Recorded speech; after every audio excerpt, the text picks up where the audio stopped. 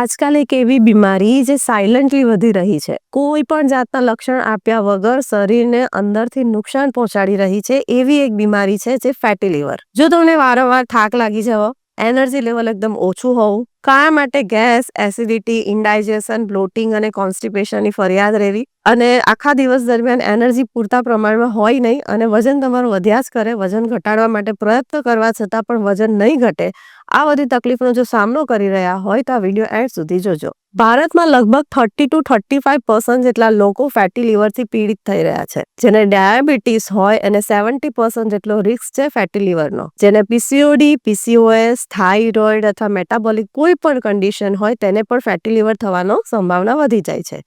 ઘણા લોકોને તો ખબર જ નથી હોતી કે એ વ્યક્તિને ફેટી લીવર છે બીકોઝ કોઈ સિમ્પટમ્સ હોતા જ નથી. તો પહેલા તો આપણે એ જાણીએ કે ફેટી લીવર એટલે શું? ફેટી લીવર કહેવાય કોને?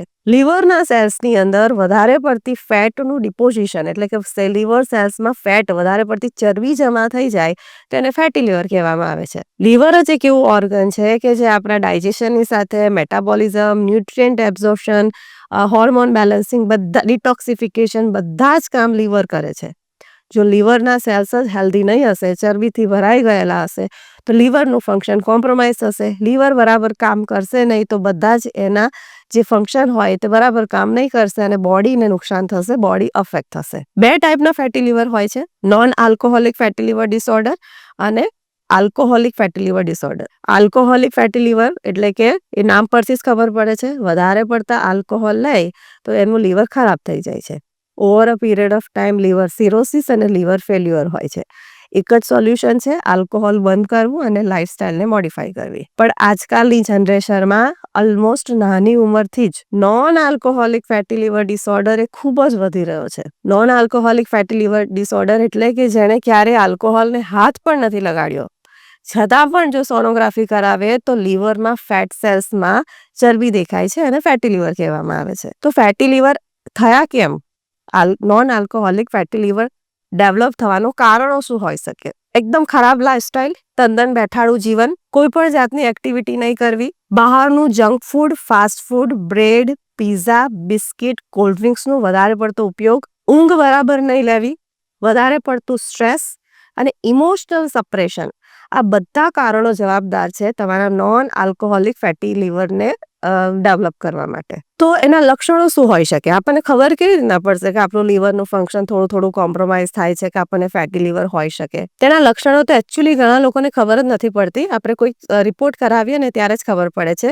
પણ સમટાઈમ્સ ઇન રેર કેસીસ વધારે પડતો ગેસ, કોન્સ્ટિપેશન, બ્લોટિંગ, જમ્યા પછી ગેસ થઈ જવો, ઓટકાર આવવા આખા દિવસ દરમિયાન, જો આવા સિમ્પટમ્સ હોય તો ક્યારેય ઇગ્નોર નહીં કરવા, તમારે તરત જ એનું કોઈ ઇન્વેસ્ટિગેશન કરાવવું જરૂરી છે. પ્રોપર ઊંઘ લેવા છતાં પણ આખા દિવસ દરમિયાન તમે થાકી જાઓ, તે પણ એક ફેટી લીવરનું સિગ્નલ હોઈ શકે. અને કોઈ પણ જાતનું સ્ટ્રેસ હોય અથવા સ્ટ્રેસ ના પણ હોય, ડાયટ અને લાઇફસ્ટાઇલ તમે ફોલો કરવા છતાં પણ તમે વજન ના ઘટાડી શકો, તે પણ એક સાઇન હોઈ શકે ફેટી લીવરનો. એટલે સાયલન્ટ તે લક્ષણો છે પણ નાના નાના સિગ્નલ આપે છે, તો આપણે એલર્ટ થઈ જવાની જરૂર છે. રેડ સિગ્નલ સમજવા આ બધા લક્ષણોને. તો આપણે કન્ફર્મ કરવું હોય કે ફેટી લીવર છે કે નથી, તેના ઘણા ટેસ્ટ આવે છે.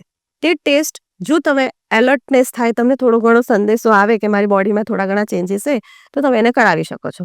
પહેલાં તો ઇઝી સોનોગ્રાફી કરાવી શકો. એમને તમને ખબર જ પડી જશે કે તમે ફેટી લીવર ગ્રેડ 1, 2, 3 છે કે શું છે. ઓકે, હજુ વધારે કન્ફર્મેશન જોઈતું હોય તો તમે થોડા બ્લડ ટેસ્ટ કરાવી શકો. એમાં પહેલું છે લીવર ફંક્શન ટેસ્ટ એટલે કે LFT, લિપિડ પ્રોફાઇલ. જે કોલેસ્ટ્રોલ વધી ગયું હોય તો પણ લીવરનું ફંક્શન કોમ્પ્રોમાઇઝ થયું કહેવાશે, બીકોઝ કોલેસ્ટેરોલનું ક્લિયરન્સ પણ લીવરમાંથી જ થાય છે. ફાસ્ટિંગ ઇન્સ્યુલિન એટલે કે જેનું ઇન્સ્યુલિન રેઝિસ્ટન્સ હશે તો પણ લીવરનું ફંક્શન કોમ્પ્રોમાઇઝ થયું હશે. અને બીજું છે HOMA IR, HOMA IR, insulin resistance માટેનો ટેસ્ટ છે.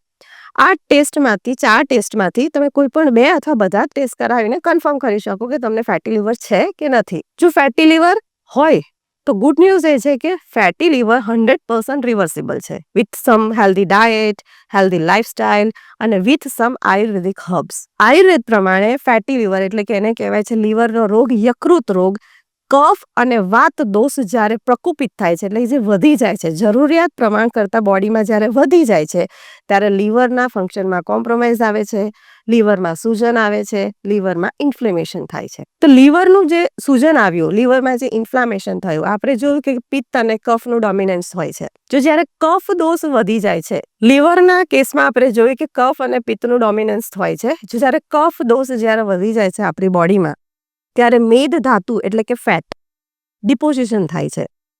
એટલે કે ફેટ એટલે ચરબી લીવરના સેલ્સની અરાઉન્ડ જામી જશે. તો એક્સેસ ફેટનું અક્યુમ્યુલેશન થાય ત્યારે મેટાબોલિઝમ પુઅર થાય છે.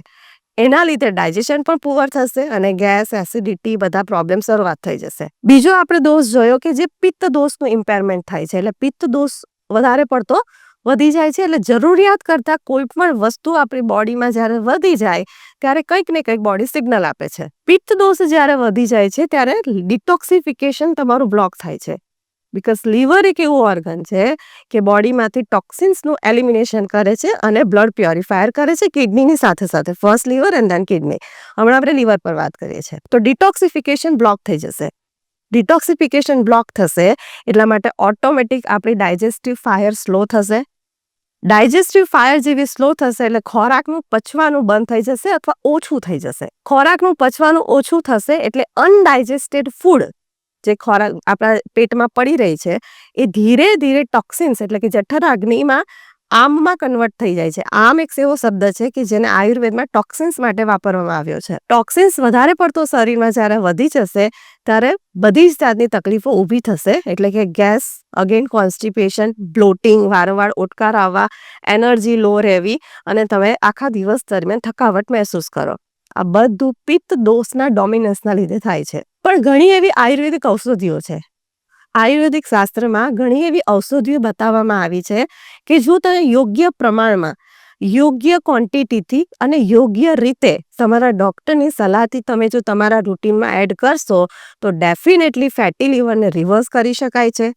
લીવરમાં રહેલા ઇન્ફ્લામેશન, સૂજન, ઇન્ફેક્શનને દૂર કરી શકાય છે અને લીવરનું ફંક્શનને ઇમ્પ્રૂવ કરીને લીવરને હેલ્ધી બનાવી શકાય છે. એ થોડી ઔષધિઓ છે: ત્રિફલા, કટુકી, કાલમેઘ, આખા ધાણા અને ગુરુચી એટલે કે ગળો. આ બધી ઔષધિઓ છે. પણ એને કેવી રીતના લેવી એની પણ એક ટેકનિક હોય છે. તમે એને બેફામ રીતે ગૂગલ પર સર્ચ કરીને લઈ ના શકો. તો એને કેવી રીતના લેવા જોઈએ તેને નાના નાના હું ડ્રિંકમાં પહેલાં તો સજેસ્ટ કરીશ અને લાસ્ટમાં એક એવું કોમ્બો સજેસ્ટ કરીશ કે જે તમારે લેવાથી 90 દિવસની અંદર લીવરમાં ફંક્શનમાં તો સુધારો થશે જ, ડિટોક્સિફિકેશન તો થશે જ, સાથે સાથે વજન ઘટવામાં, ઇન્સ્યુલિન રેઝિસ્ટન્સમાં પણ ફાયદો દેખાશે.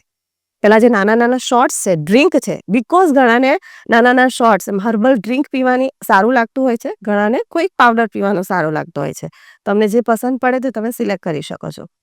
પહેલો શોર્ટ મતલબ લિક્વિડ ડ્રિંક ભૂમિ આંવલા શોર્ટ્સ. ભૂમિ આંવલામાં હાફ ચમચી ભૂમિ આંવલા પાવડર પ્લસ વોર્મ વોટર એને ખાલી પેટે લઈ શકો. આ એક્ટ એઝ એન લીવર સ્ટિમ્યુલન્ટ એટલે લીવરના ફંક્શનને સ્ટિમ્યુલેટ કરશે અને કફ અને પિત્તના દોષોને બેલેન્સ કરવામાં હેલ્પ કરશે. બીજો હર્બલ ડ્રિંક આવે છે કુટકી પ્લસ ગુડુચી ડ્રિંક. કુટકી એ બેસ્ટ હબ છે લીવર ડિટોક્સિફિકેશન માટે અને ગુડુચી છે તે મેટાબોલિઝમને પાવરફુલ બનાવવામાં હેલ્પ કરે છે. બંને અડધી અડધી ચમચી મિક્સ કરીને ગરમ પાણી સાથે ડાયલ્યુટ કરીને તમે લઈ શકો. લીવરના ફંક્શનને તો ઇમ્પ્રૂવ કરશે, ડિટોક્સિફિકેશનમાં પણ હેલ્પ કરશે. ત્રીજા નંબરનું હર્બલ ડ્રિંક આવે છે કાલમેઘ ડ્રિંક. કાલમેઘનું ચૂર્ણ મળે છે, અડધી ચમચી લો, ગરમ પાણી સાથે ડાયલ્યુટ કરો, સવાર સાંજ તમે 2 ટાઈમ લઈ શકો. લીવર પ્રોટેક્ટિવ મેડિસિન તરીકે ઓળખાય છે આ કાલમેઘ. ડેફિનેટલી લીવર સ્ટિમ્યુલન્ટમાં કામ કરશે, લીવરનું ફંક્શન ઇમ્પ્રૂવ થશે. 4 નંબર પર આવશે ત્રિફલા લીવર ડ્રિંક. ત્રિફલાનું પાવડર 1 ચમચી ગરમ પાણી સાથે ડાયલ્યુટ કરો અને સવાર સાંજ તમે લઈ શકો. ડાયજેશન અને મેટાબોલિઝમ બંને બેસ્ટ ઇમ્પ્રૂવ કરી શકશો આ ત્રિફલા પાવડરથી. એને કહેવાય છે ત્રિફલા લીવર ડ્રિંક. 5 પર લાસ્ટ પર જીરા, અજવાયન, આખા ધાણા, વરિયાળીનું પાણી. આ બધી વસ્તુ તમે ભેગી કરો, ગરમ પાણીમાં થોડી વાર ઉકાળો અને તેને ગાળીને એક લિક્વિડ તરીકે લઈ શકો. આખા ધાણામાં એન્ટી ઇન્ફ્લામેટરી અને એન્ટીસેપ્ટિક પ્રોપર્ટી છે.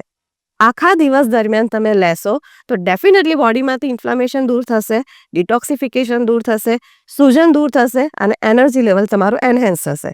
એમાં આપણે અદરક પણ એડ કરી શકીએ છીએ. જો અદરક એડ કરીશું તો તમારું ડાયજેશન અને મેટાબોલિઝમ બંને પાવરફુલ બનશે. જેને વારંવાર એસિડિટી અને ગેસ અથવા કોન્સ્ટિપેશન રહેતું હશે તેના માટે આ ડ્રિંક ખૂબ જ પાવરફુલ છે. આ બધા ડ્રિંકની કડાકૂટ ના કરવી હોય તો મારા એક્સપિરિયન્સ પ્રમાણે એક મેં ડ્રિંક બનાવ્યું છે ફેટી લીવર રિઝોલ્વ ડ્રિંક. એનું કોમ્બિનેશન પ્રપોર્શન સાથે તમને લખાવી દઉં છું. તમે નોટ ડાઉન કરીને તમારા રૂટીનમાં તમે એડ કરી શકો છો. એમાં લેવાનું છે ભૂમિ આવલા 40 ગ્રામ, ગુડુચી એટલે કે ગિલોઈ 30 ગ્રામ, કુટકી 15 ગ્રામ, કાલમેઘ 10 ગ્રામ, ત્રિફલા 25 ગ્રામ. આ બધું ટોટલ થયું 120 ગ્રામ. પીસીને તમે પાવડર બનાવી શકો. એરટાઇટ કન્ટેનરમાં તમે ભરી દો. એમાંથી અડધી ચમચી તમે ગરમ પાણી સાથે દિવસમાં 2 વાર લો. તે પણ 90 દિવસ માટે. તમે પોઝિટિવ સાઇન તમારી બોડીમાંથી તમે જાતે જ મહેસૂસ કરશો. આવું કોઈ વ્યક્તિ તમારી નજરમાં હોય, તમારા ફેમિલીમાં અથવા કોઈ બી નિયર એન્ડ ડિયર વન્સમાં જેને ફેટી લીવર હોય અથવા લીવરનું ફંક્શન કોમ્પ્રોમાઇઝ થયું હોય, બોડીમાં ઇન્ફ્લામેશન હોય અથવા રિપોર્ટ્સમાં એસજીપીટી અને એસજીઓટી વધારે આવ્યા હોય, એની લાઇફસ્ટાઇલ તો હેલ્ધી હશે છતાં પણ non alcoholic fatty liver disorder આવ્યું હોય તો ડેફિનેટલી એની જોડે આ વિડીયો શેર કરજો.